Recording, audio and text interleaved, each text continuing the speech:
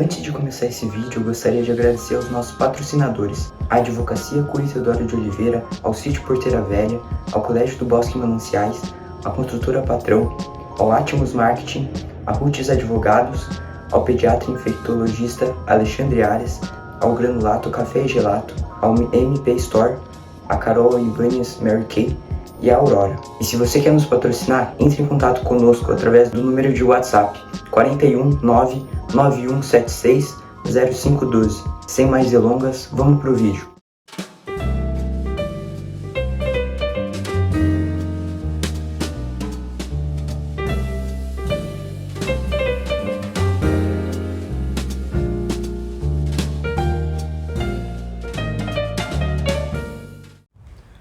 Opa, bem-vindos a mais um episódio do Filocast, nosso podcast Filosofia, onde aqui nós debatemos temas filosóficos de forma leve e descontraída.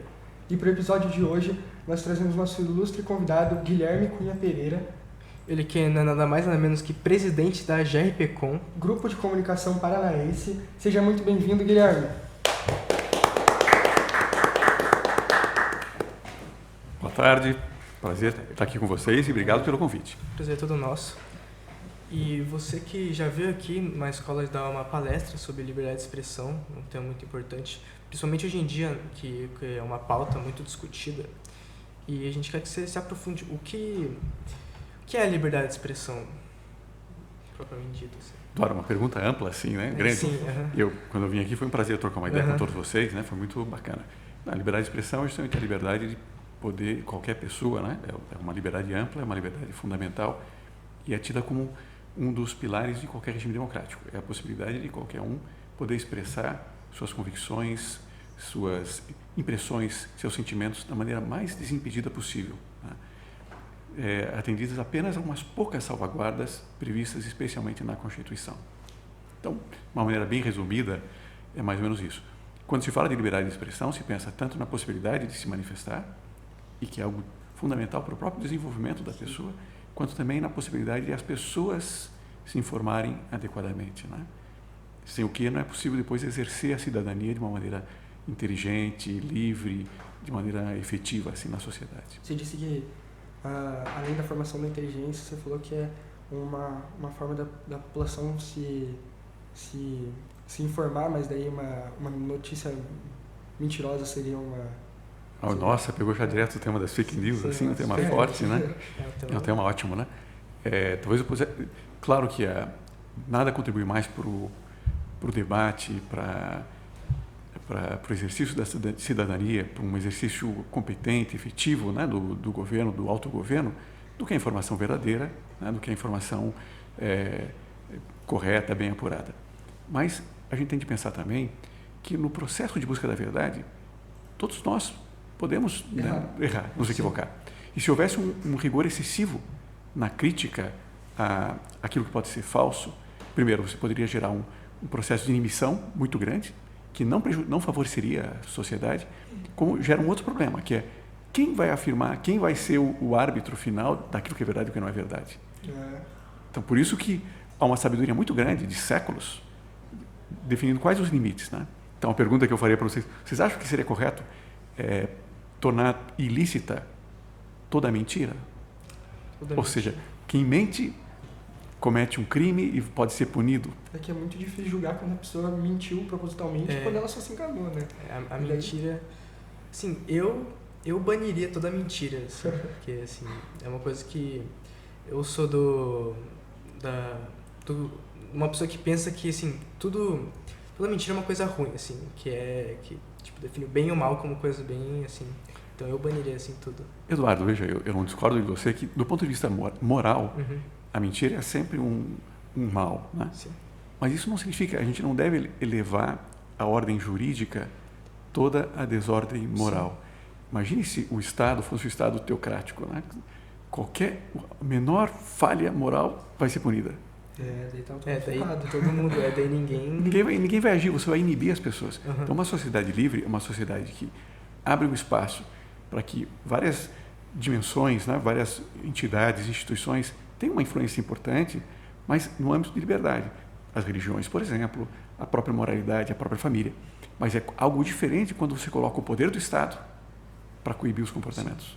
Então, o grande problema, veja, eu não distingo, para mim é muito claro, eu concordo, tendo a concordar com você, de que a mentira é um mal moral, mas não significa que ela seja necessariamente um mal, algo que deva ser coibido juridicamente, com a força coativa do próprio Estado. Sim. E há muita sabedoria de séculos em distinguir esses dois planos. Né? É uma coisa que tem que separar uma coisa da outra, realmente. Claramente. E talvez o grande tema hoje seja justamente esse. Sim. Talvez o excessivo medo das fake news, que é um problema, eu não discordo de maneira nenhuma, né? Mas o excessivo medo pode levar a sanções, a decisões ou a medidas punitivas que, na verdade, vão prejudicar mais do que favorecer, do que beneficiar. Então, uma sociedade livre, uma sociedade saudável, é uma sociedade que sabe tolerar um nível importante de falhas do ser humano na sua comunicação. E quando uma mentira ela se torna difamação? Fantástico. Toda a tradição jurídica foi sendo capaz de distinguir bens jurídicos, valores que merecem uma proteção especial. Tanto bens personalíssimos, como, por exemplo, honra, e aí entra o tema da difamação, o tema da privacidade, por exemplo, o tema da imagem, são chamados bens personalíssimos. Mas também existem bens coletivos, como, por exemplo, o respeito à lei penal, o respeito, por exemplo, à igualdade de todas as raças, de todas as etnias. Então, qual que é o regime geral assim na sociedade? Ok? Em princípio, amplíssima margem de liberdade. Agora, você pune quando? Quando é que pode punir uma expressão? Quando ela fere, de maneira muito clara, determinados bens jurídicos que são previamente, claramente definidos na Constituição. Certo. E quando se perde esse balanço, quando se quer punir qualquer coisa, aí é o caos. Aí vira uma incerteza e há o risco de utilizar a força do Estado para ditadura e para punir, prejudicar aquelas pessoas que não pensam como o ditador pensa. É censura, né? E aí vem o risco da censura também. Censura, sim. Então, nisso que você falou, por exemplo, o discurso de ódio não é liberdade de expressão. É uma coisa que é punida. Eduardo, sim, por exemplo, em boa parte das sociedades ocidentais, uma parte do que se chama discurso de ódio hoje, né, como é, por exemplo, o racismo, é claramente ilícita. Sim. Tá? Os Estados Unidos têm um modelo um pouquinho diferente, mas também é ilícito. Né? Agora, o grande problema hoje da expressão discurso de ódio, é que é uma expressão não técnica e que pode ser utilizada de forma muito abstrata e abrangente. Então, é preciso definir claramente o que ela é para que ela não vire uma arma para calar quem tem uma opinião diferente da sua. Então, eu tenho muito receio da expressão discurso de ódio. Eu prefiro utilizar ela de uma maneira bem concreta. Por exemplo, racismo. Sim. Então, pode ser punido e é punido no direito brasileiro. Tem, inclusive, uma lei específica que pune e considera crime o preconceito de raça. Né? Então, você está falando de preconceito aí, essas coisas. E uma das perguntas que a gente preparou para você é sobre o humor negro e se isso vai contra a liberdade de expressão ou se não, né? Felipe, vale a pena, depois vocês talvez concretizarem um pouquinho. Eu já menciono que em todo o tema da liberdade de expressão é sempre preciso ter uma grande sensibilidade para examinar caso a caso. Né? A riqueza da linguagem humana é gigantesca. Os matizes são muito, muito delicados. Então, é preciso uma sensibilidade. Mas a gente acredita, e a tradição da liberdade de expressão, é que é possível distinguir o que é ofensivo e o que não é. Então, o humor, como regra geral, ele goza de uma carta de alforria, assim, de liberdade muito grande. Sim. Porque ele é importante para a sociedade, ele aguça o engenho, ele desperta, ele choca, às vezes ele provoca as inteligências a pensarem um pouquinho fora da caixa, por assim dizer, né? A querer soluções inovadoras. Então, nas sociedades desenvolvidas, há um grande respeito pelo humor. O humor negro, ou humor de outra natureza, né? Também cabe. Então, em si mesmo, ele não é ilícito. Ele vai ser ilícito quando, de maneira clara, insofismável, assim, ele ferir alguns bens jurídicos concretos, aqueles que eu mencionei antes. Talvez para a gente avançar um pouquinho, não sei se quando vocês formularam a pergunta, vocês tinham ideia de alguma situação concreta, algum exemplo concreto, que isso ajuda a gente a discutir um pouquinho melhor.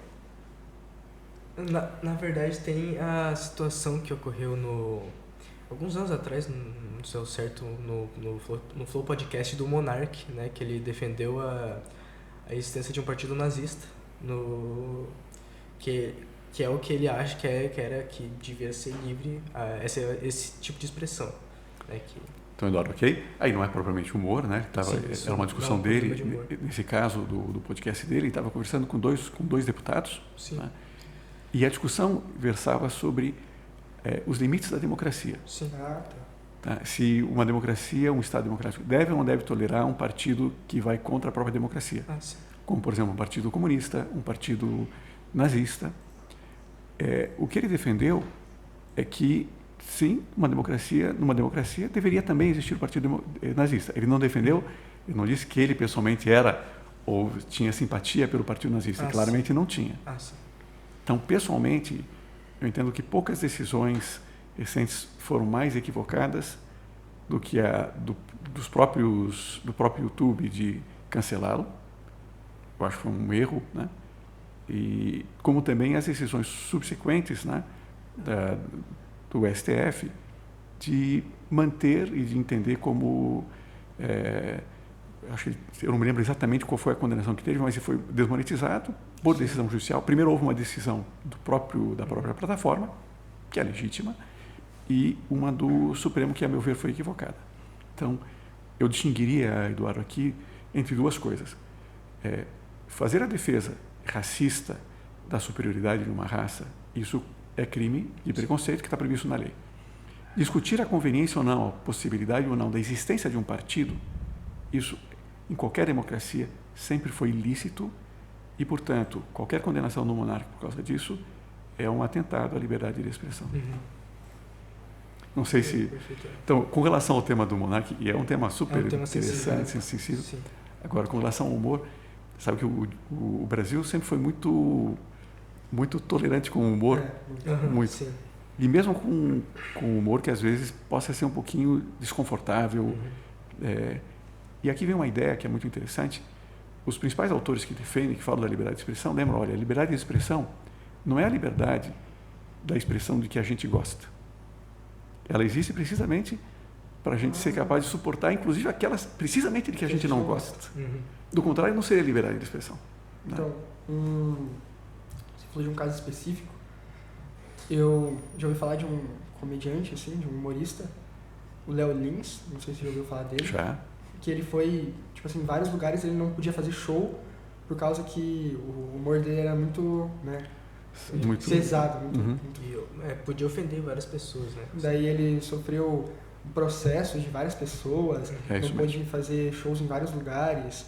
Isso é um atentado à liberdade de expressão? É um atentado. E o que está acontecendo, infelizmente, nos últimos anos, né, surgiu no Ocidente um certo receio da liberdade de expressão, uma perda da confiança no valor da liberdade de expressão. E se começou a admitir, em muitos âmbitos, a possibilidade de uma restrição mais severa, e eu acho que é um erro assim, monumental. É uma fragilização da democracia gravíssima, e isso está ocorrendo. E, de fato, houve algumas decisões recentes e foi aprovada uma modificação na lei de preconceito racial, que é a lei 7.716. Acho que, se eu não me engano, essa mudança ocorreu em 2020 ou 2022, eu não me lembro exatamente, que introduziu um artigo que está gerando muita confusão, que está dando pano, né, para uma certa possibilidade de entender que qualquer brincadeira com temas delicados, então raciais, comportamentais, sexuais, pode ser considerada abusiva. Isso é simplesmente a morte do humor. É um empobrecimento sem precedentes dessa característica do país, do Brasil, de outros países, né? De confiança na inteligência dos seres humanos, na liberdade das pessoas brincarem até um limite, sem que seja uma ofensa direta, imediata, uma injúria, uma calúnia, uma difamação contra uma pessoa. Uma ofensa direta tipo a uma pessoa? Aí sim, se for especificamente e não for em tom jocoso, mas a intenção principal for claramente a de injuriar, difamar, aí sim, toda a tradição anterior é de que isso também era ilícito. Mas é muito difícil analisar se a pessoa está fazendo isso. Você acha que é uma coisa... Você acha que é uma coisa mais interpretativa, assim? Sempre será. Sim. Nunca deixará de ser. Toda a comunicação humana depende, quer dizer, um equilíbrio entre a forma e a intenção, o poder, a possibilidade de o juiz interpretar a intenção que existe em poucos casos, mas existe, né? Ela é relevante e sempre vai ser isso. E o Brasil tinha uma tradição muito saudável de interpretação. Imagine, por exemplo, as charges, já no período imperial, nos jornais.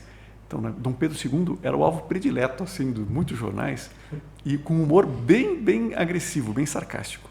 E a tradição brasileira, e o próprio Dom Pedro II, foi muito tolerante com isso. Isso se criou um clima muito favorável.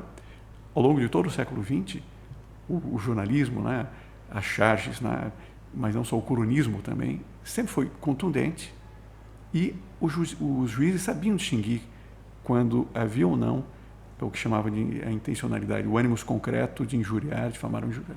Pode errar? Pode. E é melhor que erre a favor da liberdade do que contra ela quando for muito duvidoso.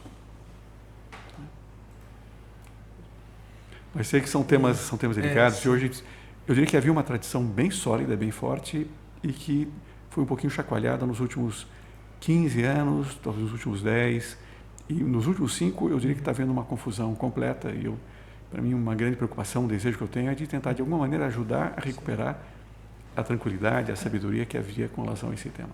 E sobre esse caso do Léo Lins, ele foi processado por uma mulher que ela processou ele por gordofobia, né? É a Thais Carla, o nome dela, não sei se você conhece. E ele ganhou. Né? Nesse caso, então, a liberdade de expressão foi vitoriosa. Sim. Verdade. E havia no Brasil, graças a Deus, assim, um volume de decisões muito importantes assim, no campo da crítica inspirada pelo interesse público e da crítica no âmbito do humor. Né? E só mais recentemente que está havendo uma intolerância bem aguda assim, com relação a isso. Né? Sim. E para mim, acho que, volto a dizer, é um empobrecimento lamentável.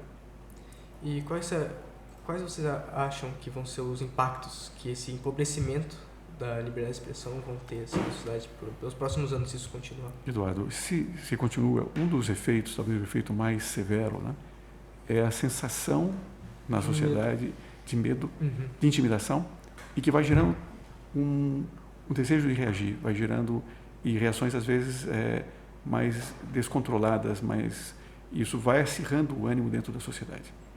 Quando uma sociedade é tolerante com relação à comunicação, tolerante com relação ao humor, por exemplo, é tolerante com relação a um certo nível de crítica, gera-se, por incrível que pareça, pode ser até contraintuitivo, mas é assim, um apaziguamento social. Quer dizer, você tem uma válvula de escape para manifestar suas insatisfações com o rumo da sociedade, com o que vai ocorrendo.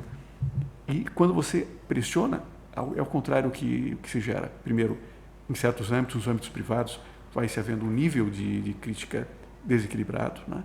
Isso pode estourar em reações, às vezes, revoltas ou conflitos bastante difíceis, bastante complicados. Então, pessoalmente, eu acho que a liberdade de expressão é muito mais valiosa do que as pessoas tendem a imaginar. E me dá muita pena ver esse crescimento desse receio, um pavor muito grande, tanto das fake news quanto do discurso do ódio, que são problemas, é preciso reconhecer, mas que são melhor resolvidos com menos receio, com mais capacidade de suportar, saber que uma sociedade, as pessoas são adultas e são capazes de lidar melhor do que se imagina com esse tipo de comunicação. Agora eu lembrei de um caso do Twitter, que foi... É verdade, o X, né, foi suspenso. Foi suspenso pelo Alexandre de Moraes. Mas esse é um caso que teve outras coisas a ver, assim, que não tinha um representante no Brasil do Twitter, né? O caso é um caso interessante, eu diria que talvez o ponto final é o clímax, né, de uma tensão que está sendo criada, a meu ver, de forma equivocada, talvez bem intencionada, mas equivocada pelo ministro Alexandre de Moraes, que justamente está, por assim dizer, refletindo essa tendência de desapreço pela liberdade de expressão. Então, como ele foi determinando para muitas redes sociais o cancelamento de pessoas que tinham expressões de que ele discordava, que ele achava que violavam a lei, foi havendo uma tensão muito grande entre o Twitter e as decisões. Quando o Twitter reagiu e se recusou a cancelar em alguns casos concretos, o Alexandre de Moraes ficou indignado e ameaçou com sanções mais severas. E uma delas era o risco, inclusive, de prisão do representante legal do Twitter no Brasil. Em função disso, o Elon Musk para que não houvesse problema para os Sim. funcionários brasileiros. Veja que uma atitude muito correta de um patrão de evitar que alguém, a seu ver, injustamente, fosse punido tão gravemente como uma prisão. Então, demitiu toda a equipe para que não houvesse esse risco.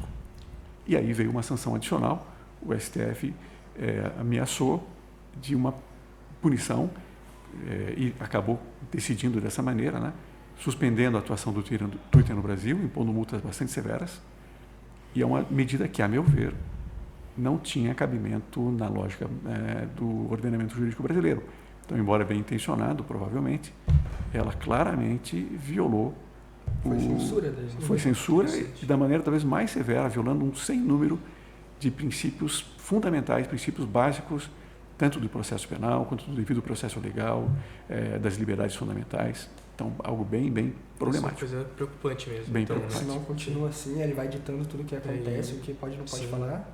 Ele vira o grande árbitro, né, sobre o que é verdadeiro e o que não é. É um risco gigantesco para um país. Um país não pode se permitir ter uma pessoa com esse poder. Né? Foi o que você disse, né, que não dá para deixar uma só pessoa como árbitro do que é verdade e o que é mentira. Sim. Sem dúvida. Ali, você disse isso. Senão daí vira uma ditadura. Totalmente.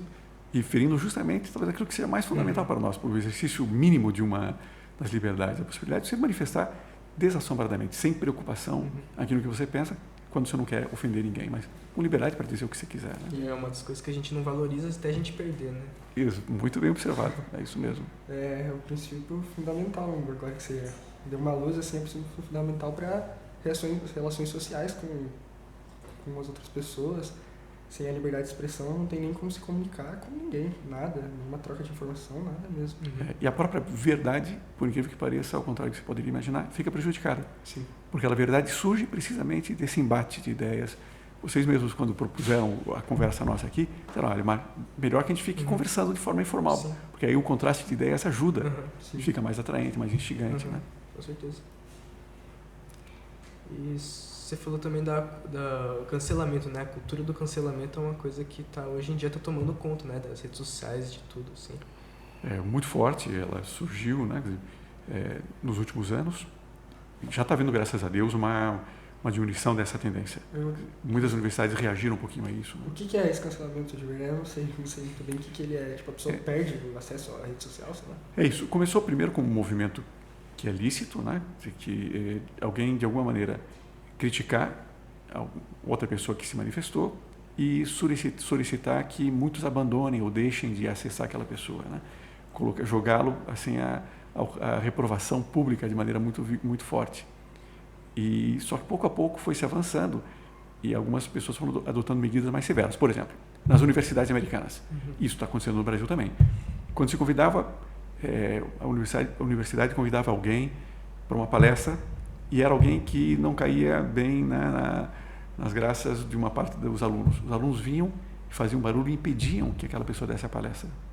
Então, cancelamento. Isso aconteceu inúmeras vezes ali de 2013 até 2020 e pouquinho. Aconteceu mais recentemente, mas chegou um tal momento em que as universidades, que eram espaços de liberdade, de trocas de ideias, passaram a ser espaços de opressão, de censura, de repressão.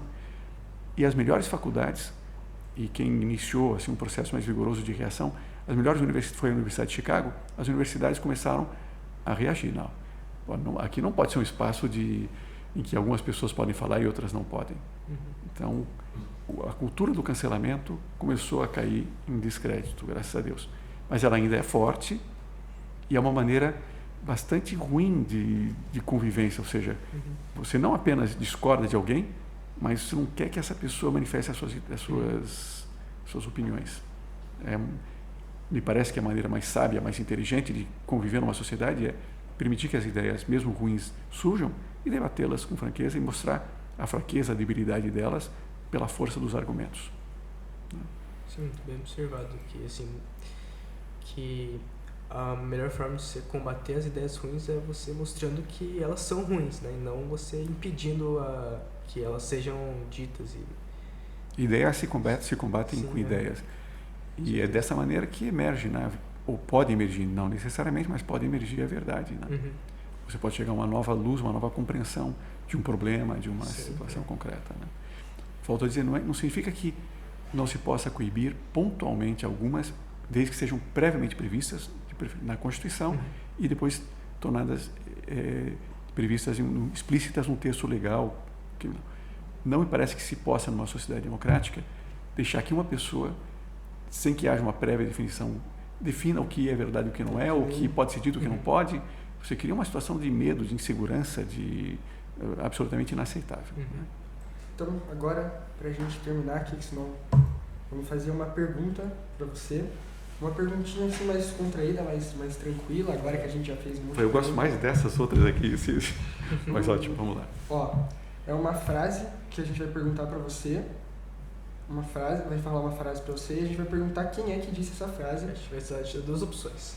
Vocês me dão opções. Vamos te dar 2 opções. Uma vida sem desafios não vale a pena ser vivida. Quem disse essa frase? Sócrates ou He-Man? Eu acho que tá pro He-Man.